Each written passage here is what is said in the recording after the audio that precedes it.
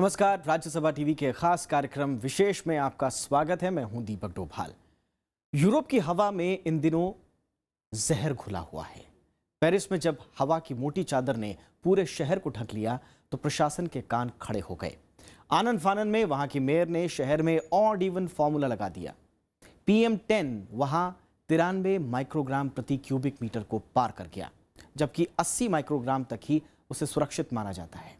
जरा सोचिए कि पेरिस ने आपात फैसला उस वक्त लिया जब हवा की गुणवत्ता ने खतरनाक स्तर को पार ही किया था, लेकिन दिल्ली में तो आज भी ये कई गुना ज्यादा है, तकरीबन इससे 4 गुना ज्यादा।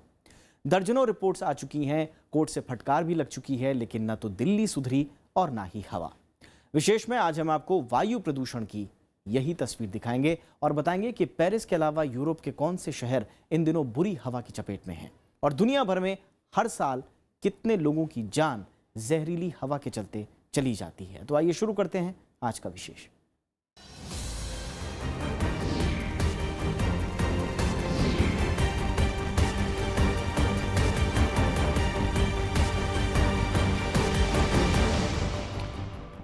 पेरिस एक बार फिर भयंकर प्रदूषण की चपेट में है। प्रदूषण से निपटने के लिए शहर में यातायात प्रतिबंध लगाए गए हैं। शहर में अगली सूचना तक सार्वजनिक परिवहन पूरी तरह से मुफ्त कर दिया गया है ताकि लोग निजी वाहनों का कम से कम इस्तेमाल करें। और प्रतिबंध तोड़ने पर 35 यूरो यानी कि तकरीबन 2500 रुपए का जुर्माना भी लगाया गया है।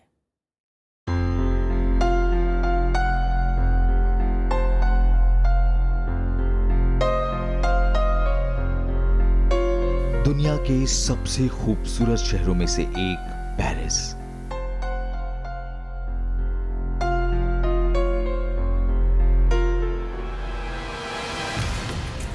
लेकिन आजकल ये धुंध की चादर से ढका है।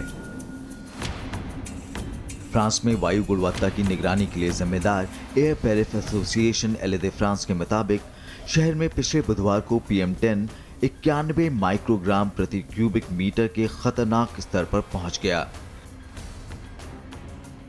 इसके बाद पेरिस और उसके उपनगरों में वाहनों को नियंत्रित रूप से चलाने का फैसला किया गया। J'ai jamais été très sensible à la pollution jusque-là. Quand les gens le ressentaient, j'avais pas l'impression de le ressentir. Et là, c'est vrai que depuis plusieurs jours, j'ai une toux sèche un peu inhabituelle, que je relie à rien, la gorge qui me gratte. Alors. Paris में फिलहाल निजी car रोजाना की बजाय एक दिन छोड़कर इस्तेमाल की जा रही है। इसके लिए सम विषम यानी ऑड एंड इवन नंबर का फॉर्मूला इस्तेमाल किया गया है। शहर में पब्लिक ट्रांसपोर्ट को फ्री कर दिया गया है।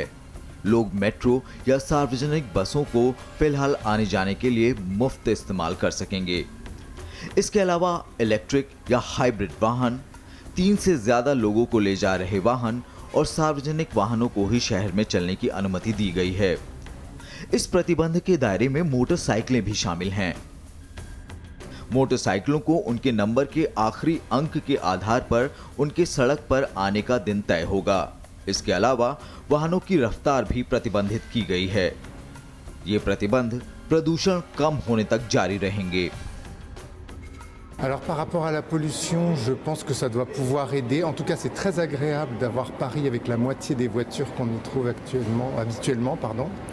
Et sinon, je relativise beaucoup parce que j'habite dans une ville qui est peut-être la plus polluée du monde, en Asie. Et ici, j'ai l'impression déjà que l'air est pur. Et quand je vois qu'on essaie de le rendre encore plus pur, je me dis que je ne vis pas sur la même planète. Paris में पिछले 20 सालों में चौथी बार यातायात pattern पेश किया गया है। इससे पहले 1997 में इस तरह के प्रतिबंध लगाए गए थे। इसके बाद पिछले साल मार्च में पेरिस में कुछ यातायात प्रतिबंध लागू किए गए थे, लेकिन ये कुछ ही दिनों के लिए थे। पिछले एक दशक से सर्दियों की शुरुआत में पेरिस में प्रदूषण का स्तर खतरनाक तौर पर बढ़ रहा है। इसके लिए शहर में गाड़ियों की ज्यादा तादाद और घरेलू लकड़ियों की आग से निकलने वाले धुएं को जिम्मेदार माना जाता है। इसके अलावा औद्योगिक इकाइयों से निकलने वाला धुआं भी प्रदूषण बढ़ने की बड़ी वजह है। Oui, tout à fait, parce que moi je travaille à Paris, donc à Bourse, donc on est en hauteur, et donc on peut même pas ouvrir la fenêtre, enfin, la qualité de l'air est mauvaise, donc on le sent, donc du coup on laisse les fenêtres fermées. Oui, ah oui, oui, à ce point-là, même le midi, quand on sort, de toute façon, sur le grand boulevard, un peu plus loin là-bas, c'est irrespirable. Donc, voilà. Paris के स्थानीय प्रशासन का दावा है कि यह कदम कमजोर नागरिकों के हित में उठाया गया है। शहर के मेयर ने कहा है कि वायु प्रदूषण स्वास्थ्य समस्याओं और लोगों की मौत का कारण बनता जा रहा है और इससे लड़ना जरूरी है। पेरिस के अलावा फ्रांस के लियोन और विलेरबानी शहरों में भी इस तरह के यातायात प्रतिबंध लगाने की तैयारी की जा रही है। ब्यूरो रिपोर्ट के साथ जैगम मुर्तजा, राज्यसभा टीवी। तो पेरिस में दम घोटू हवा को देखते हुए सम विषम फॉर्मूला लगा दिया गया है और ये तकरीबन उसी तरह से लागू हुआ है जैसे इस साल की शुरुआत में दिल्ली में लागू हुआ था। असल में ऑड इवन फॉर्मूले को लेकर दुनिया में कई प्रयोग हुए। आइए इन प्रयोगों पर एक नजर डाल लेते हैं।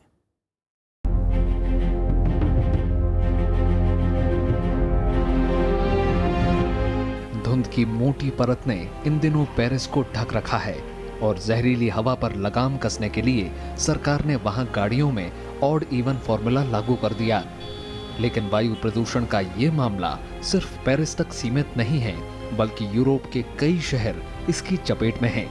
पेरिस के अलावा लंदन का भी यही हाल है। एक हफ्ते से दोनों शहरों में सांस लेना दूभर हो गया है। लेकिन मजेदार ये है कि फ्रांस इस प्रदूषण के लिए जर्मन हवा को जिम्मेदार ठहरा रहा है, तो लंदन अपने यहाँ के प्रदूषण के लिए फ्रेंच हवा को। जाहिर है हवा की कोई सीमा नहीं होती और इसने यूरोप में फिर से पुरानी बहस को ताजा कर दिया है। प्रदूषण की मात्रा जब सिर्फ मानक से ही बढ़ा, सिर्फ उनके जो मानक बने हैं सिर्फ उसी को क्रॉस किया, तो उन्होंने इतना भारी कदम लिया वो प्रदूषण को कम करने के लिए। अब मानक वहाँ पर जो PM10 है, जो छोटे छोटे कण होते हैं, उसके लिए है 80 माइक्रोग्राम पर क्यूबिक मीटर, और वो जब 80 को क्रॉस करके 150 तक वो पहुँच रहा था, तभी उन्होंने इतना भारी कदम लिया कि जितनी भी गाड़ियाँ हैं, जो कार्स हैं, उनको एकदम बंद कर दिया। पहले उन्होंने शुरुआत तो हुआ था ऑड एंड इवन से, पर उसके बाद सारे कार बंद हो गए। पेरिस के मेयर ने हालात पर काबू पाने के लिए ऑड इवन लागू कर दिया। पेरिस में ये पहला मौका नहीं है जब इस फॉर्मूले को अपनाया गया हो। इससे पहले 2015, 2014 और 1997 में भी फौरी लगाम कसने के लिए इस फॉर्मूले का इस्तेमाल हुआ था। पेरिस के अलावा फ्रांस के दूसरे सबसे बड़े शहर लियोन में भी इस फॉर्मूले को लागू करना तय हुआ है। वहीं दूसरी तरफ लंदन में भी हालात बिगड़ने के बाद कई घोषणाएं की गईं। लंदन के मेयर सादिक खान ने लोगों से अपील की है कि वो अपनी अपनी कारों का कम से कम इस्तेमाल करें। दोनों जगहों पर प्रदूषण अलर्ट जारी किया गया। जर्मनी और ग्रीस में भी हालात ठीक नहीं हैं। आज पेरिस में जो हो रहा है, उनकी जो इमरजेंसी एक्शन है कि गाड़ियों की संख्या को वो कम कर रहे हैं, और इसके लिए जो निजी गाड़ियां हैं, जो कार्स हैं, उनके ऊपर पूरा एकदम वो बंद कर चुके हैं, वो पूरा बैन है। और उसके साथ साथ सुविधाएं बढ़ाने के लिए जो पब्लिक ट्रांसपोर्ट उस शहर में है, उसको उन्होंने वो पूरा फ्री कर चुके हैं। तो ये एक बहुत बड़ी एक जो स्टेप है, ये एक इम्पॉर्टेंट स्टेप है जो ये प्रदूषण को कम करने के लिए वो ले रहे हैं। कुछ गाड़ियों पर लगाम लगाते हैं, कुछ इमरजेंसी मेजर्स लेते हैं ताकि कॉन्सेंट्रेशंस इमीडिएटली नीचे लाई जा सके। हमारे यहाँ भी अब इमरजेंसी रिस्पांस प्लान को लागू करने की बात हुई है, और जब जब प्रदूषण का स्तर बहुत ज़्यादा हो जाएगा तो इमरजेंसी रिस्पांस जो प्लान है वो एक्टिवेट होगा। 1990 के दशक में एथेंस में भी ऑड इवन फॉर्मूला लगाया गया था, जबकि बीजिंग और दिल्ली में भी इसके जरिए वायु प्रदूषण पर लगाम कसने की कोशिश हो चुकी है। 2008 में बीजिंग में यातायात सुगम बनाने और वायु प्रदूषण पर नियंत्रण कसने के लिए इस फॉर्मूले का इस्तेमाल हुआ, जबकि 2016 में दिल्ली में बिगड़ती हवा के बाद इसे 2 बार लागू किया गया। दुनिया भर में इसके अलावा भी कई तरीके अख्तियार किए गए।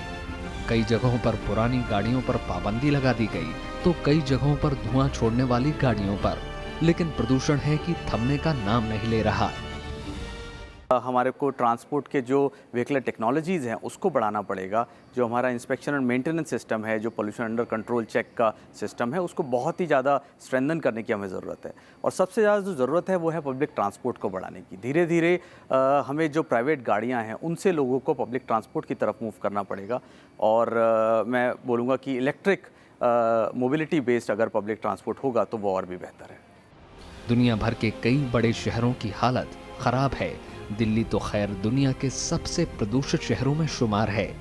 जिन महत्वपूर्ण शहरों में हालात सबसे विकराल है उसमें दिल्ली, बीजिंग, डकार, मेक्सिको सिटी, कैलगेरी, रोम और स्टुटगार्ट अहम हैं।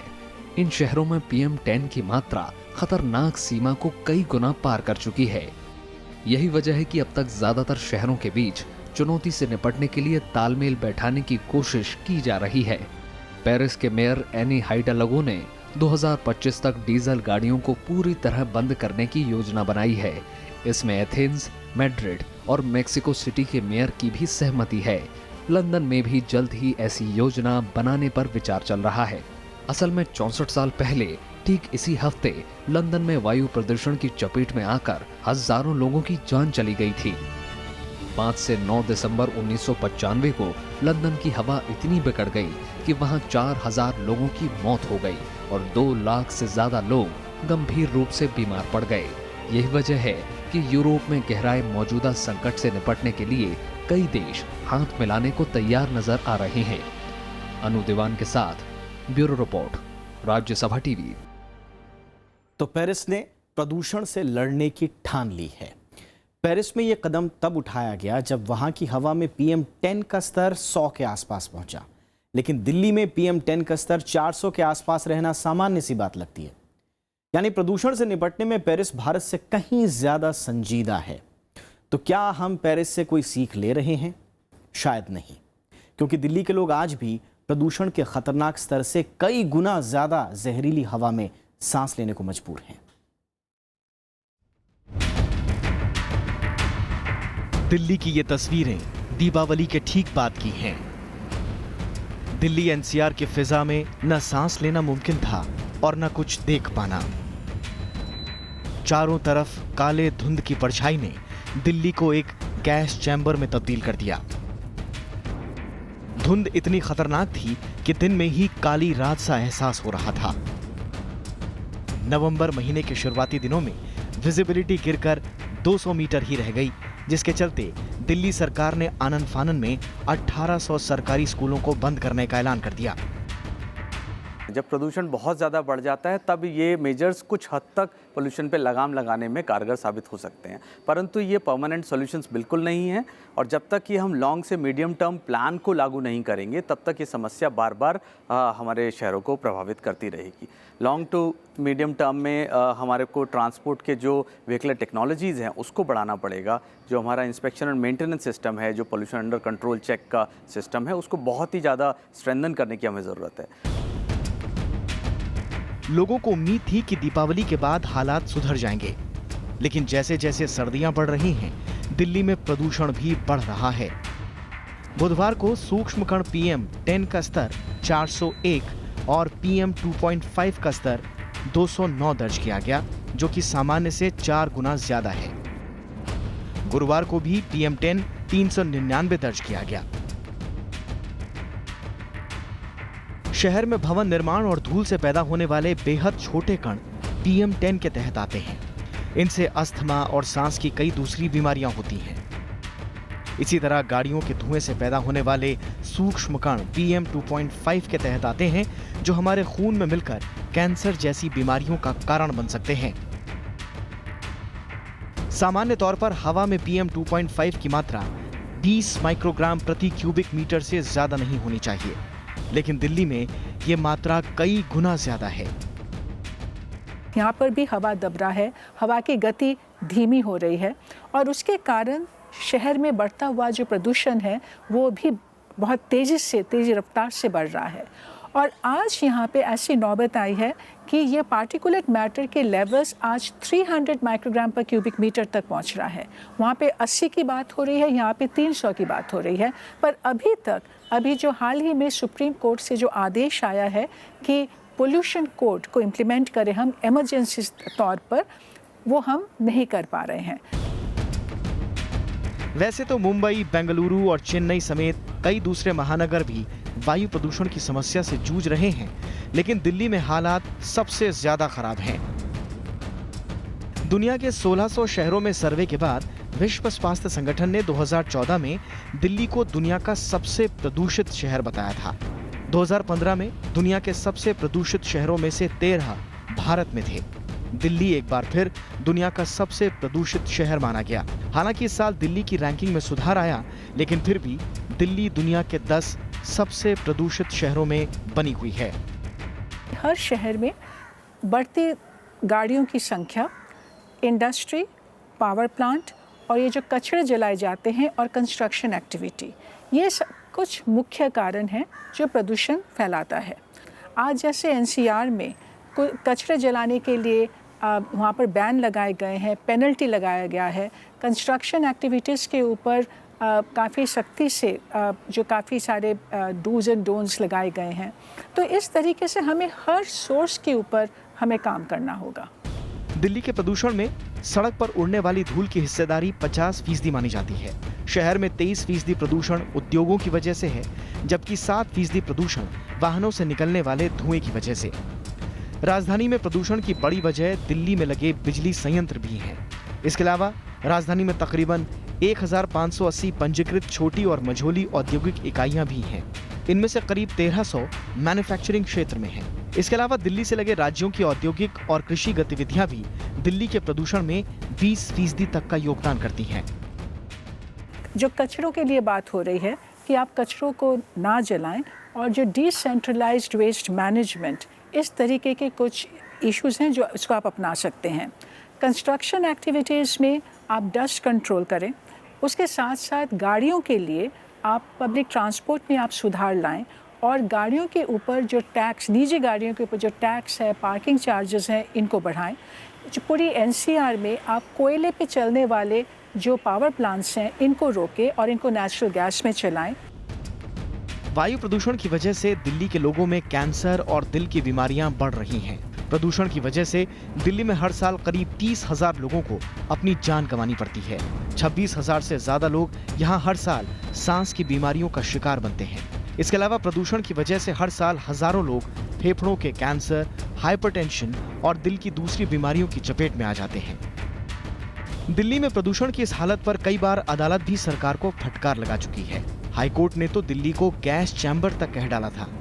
सरकार पर दबाव बढ़ा तो कुछ कदम भी उठाए गए, जिसमें ऑड इवन फॉर्मूला, पुरानी डीजल गाड़ियों पर प्रतिबंध, भवन निर्माण पर आंशिक प्रतिबंध जैसे कई कदम शामिल हैं। 25 नवंबर को सुप्रीम कोर्ट ने प्रदूषण से छुटकारा दिलाने के लिए दिल्ली में पटाखों पर रोक लगा दी थी। इसके साथ ही अगले आदेश तक सभी पटाखा व्यापारियों के लाइसेंस भी रद्द कर दिए गए। लेकिन इन तमाम कोशिशों के बावजूद दिल्ली में प्रदूषण के स्तर में खास कमी आती नहीं दिख रही है। Bureau report, Rajya Sabha TV. विश्व स्वास्थ्य संगठन के मुताबिक दुनिया की 90% आबादी जहरीली हवा में सांस लेने के लिए मजबूर है। यानी दुनिया में हर 10 में से 9 लोग प्रदूषित वायु में सांस ले रहे हैं। यानी प्रदूषण एक खामोश मौत की तरह आपके और हमारी रगों में दौड़ रहा है। जीने के लिए सांस लेना जरूरी है, और सांसों के जरिए ही ये प्रदूषण हमारे शरीर में समा रहा है। आइए देखते हैं कि प्रदूषण कैसे हंसती खेलती जिंदगियों को मौत के मुंह में धकेल रहा है।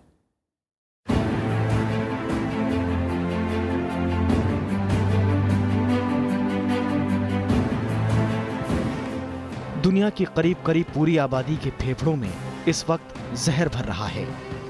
जिन सांसों के बगैर चंद सेकंड जीना मुश्किल हो, उसी के जरिए भीतर पहुंच रहा धुआं शरीर को खोखला कर रहा है। ये जहरीली हवा जब नाक और मुंह के रास्ते शरीर में दाखिल होती है तो कई अंगों को बीमार बना देती है। सुनने में ये छोटा मामला लग सकता है, लेकिन सच्चाई ये है कि हर 8 में से 1 मौत प्रदूषण के चलते हो रही है। विश्व स्वास्थ्य संगठन के मुताबिक प्रदूषण के चलते 36% लोग फेफड़ों के कैंसर से मारे जाते हैं, 35% लोग सांस की दूसरी बीमारियों से मारे जाते हैं, 34% लोगों को स्ट्रोक मार डालता है, जबकि प्रदूषण 27% लोगों को हार्ट अटैक से मार डालता है। विश्व स्वास्थ्य संगठन ने प्रदूषण को 2 हिस्सों में बांटकर अध्ययन किया। ये है आउटडोर यानी बाहरी प्रदूषण और इंडोर यानी भीतरी प्रदूषण। WHO के मुताबिक आउटडोर प्रदूषण से हर साल 30 लाख लोग मारे जाते हैं। वाहन, पावर प्लांट, कचरे का जलना, कूड़े के ढेर और पशुपालन बाहरी प्रदूषण के सबसे बड़े कारक हैं। वहीं इंडोर प्रदूषण से हर साल 43 लाख लोगों की मौत हो जाती है। गंदे कुक स्टोव, कोयले का प्रयोग, केरोसिन और डीजल का इस्तेमाल इसकी सबसे बड़ी वजह है। कुल मिलाकर हर साल 65 लाख लोग इसकी चपेट में आकर जान गंवा बैठते हैं। WHO के मुताबिक प्रदूषण आपको सीधे मौत के मुंह में धकेलने के अलावा कई दूसरे तरीकों से भी मार रहा है। ओजोन, मीथेन और ब्लैक कार्बन जैसी छोटी अवधि के जलवायु प्रदूषक यानी SLCP न सिर्फ हमारे शरीर को सीधे प्रभावित कर रहे हैं, बल्कि जलवायु परिवर्तन के लिए भी जिम्मेदार हैं, जिससे दुनिया इस वक्त बुरी तरह से प्रभावित है। गरीब और कम आय वाले देशों में तो हालात और भी खराब हैं। WHO की माने तो इनमें करीब 90% मौतें इन्हीं देशों में हो रही हैं। दक्षिण पूर्व एशिया और पश्चिम प्रशांत क्षेत्र के देशों में हालात सबसे बुरे हैं। इनमें भारत के अलावा चीन, मलेशिया और वियतनाम जैसे देश शामिल हैं। WHO ने दुनिया के 3000 से ज्यादा शहरों में हवा की गुणवत्ता के आंकड़ों को जमा कर इस रिपोर्ट को जारी किया। रिपोर्ट के मुताबिक शहरों में हवा की गुणवत्ता बेहद ही खराब है, लेकिन गांवों की हालत भी अच्छी नहीं है। Bureau report, Rajya Sabha TV. दुनिया में आतंकवाद के अलावा जो मुद्दे पिछले कुछ साल में दुनिया भर में परेशानी का सबब बने हैं, उसमें ग्लोबल वार्मिंग है और प्रदूषण सबसे ऊपर है। ये मानव निर्मित परेशानियां पूरी दुनिया के लिए त्रासदी की वजह बनती जा रही हैं। दुनिया में हर साल दुर्घटनाओं और आतंकवादी घटनाओं से ज्यादा लोग प्रदूषण की वजह से मारे जाते हैं। लंबी जिंदगी और सुखी जीवन हम इंसानों का सपना रहा है, लेकिन इंसान खुद अपनी जिंदगी छोटी करने पर आमादा है। प्रदूषण धरती पर जीवन के लिए बड़ा खतरा बन चुका है। हर साल दुनिया भर में करीब 55 लाख लोग प्रदूषण की वजह से अपनी जान गंवाते हैं। ये तादाद दुनिया भर में कुपोषण, मोटापा, शराब और दवाओं के बेजा इस्तेमाल से मरने वालों की कुल संख्या से कहीं ज्यादा है। इनमें सिर्फ भारत में ही 13 लाख लोग हर साल मौत के मुंह में समा जाते हैं, जबकि चीन में 16 लाख लोगों की मौत प्रदूषण से हो जाती है। प्रदूषण का असर सिर्फ मानव जाति तक सीमित नहीं है, बल्कि बीते कुछ सालों में हमने पशु, पक्षी और वनस्पतियों की कई प्रजातियां हमेशा के लिए खो दी हैं। Overall, we are losing the battle. Species are disappearing at a horrific rate. We have lost them. We have lost many, too many, forever.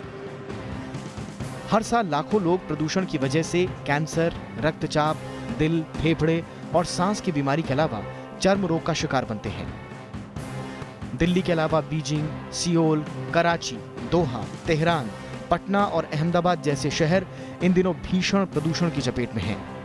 दुनिया भर में औद्योगिक प्रदूषण, वाहनों की लगातार बढ़ती तादाद और पेड़ों की अंधाधुंध कटाई ने प्रदूषण के लिए वैश्विक तापमान में भी इजाफा किया है।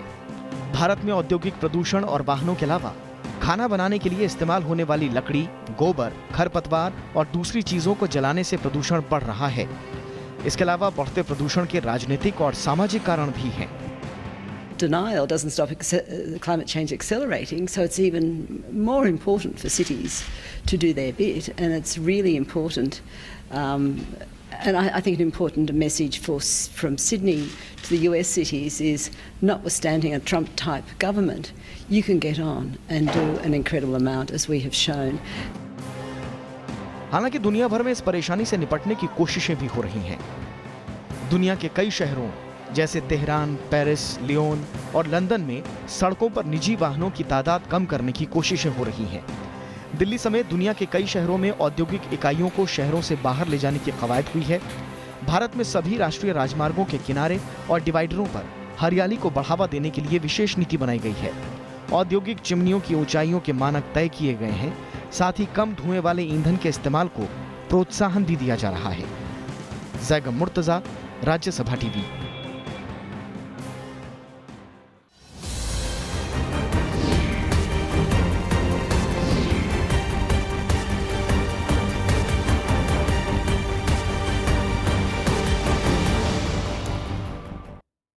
तो ये था आज का विशेष। नमस्कार।